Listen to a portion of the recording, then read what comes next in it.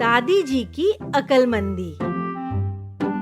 बंटू का बर्थडे था और दादी जी उसे कोई प्यारा सा सरप्राइज गिफ्ट देना चाहती थी। दादी ने अपने बटुए में रुपए गिनकर देखे तो 1000 रुपए कम पड़ रहे थे। उसके पास एटीएम कार्ड तो था नहीं कि झटपट जाकर पैसे निकाल लेती, और अगर वह घर के किसी दूसरे सदस्य को भेजती है तो बर्थडे गिफ्ट का सरप्राइज फिर सरप्राइज नहीं रह जाएगा, सबको पता चल जाएगा। ये सोचकर दादी जी अपना वॉकिंग स्टिक लेकर खुद धीरे धीरे बैंक पहुंच गई। वहां बहुत भीड़ थी और लंबी लंबी लाइन लगी थी।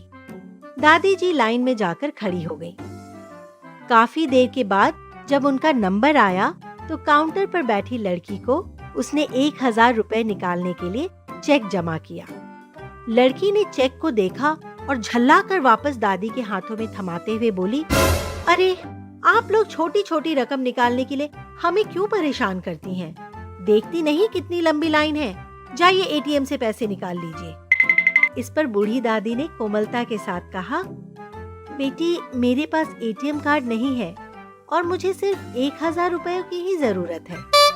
लेकिन लड़की बूढ़ी दादी की कोई बात सुनने को राजी नहीं हुई और बड़ी कठोरता से जवाब देते हुए बोली, इतनी छोटी रकम देने के लिए मैं खाली नहीं बैठी हूँ, आप हटिए यहाँ से।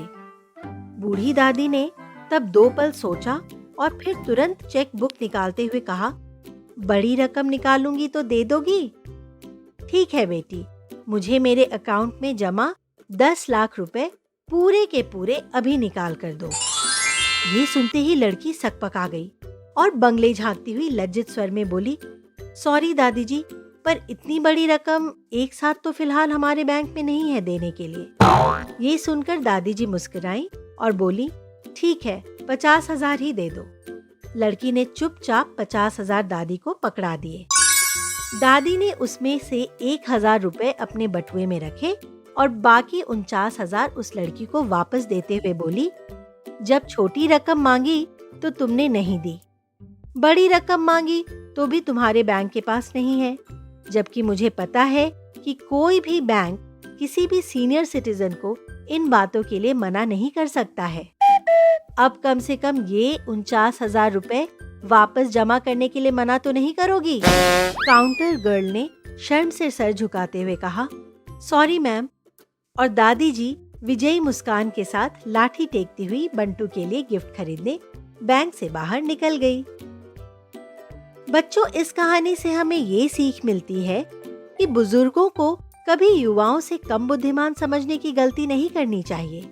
उनके पास बुद्धि के साथ साथ अनुभव भी होता है।